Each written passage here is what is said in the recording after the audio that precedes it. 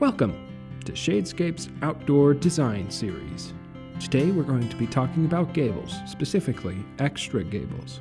This is a normal pavilion. These endpoints here and here are called gables. Next, take a look at this pavilion. This pavilion has an extra gable on it. So an extra gable is essentially another gable on one of the sides. But what is the practical use of an extra gable? Well, an extra gable allows you to add an extra wing to expand your space, or it also allows you to expand your shade. How does an extra gable help with the look of your pavilion?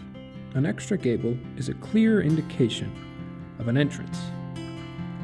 Extra gables also open up the sides of your pavilion, allowing you to get a clear view of your pavilion's impressive trusses. So an extra gable allows you to not only expand your pavilion, but it's also a visually appealing addition to your structure.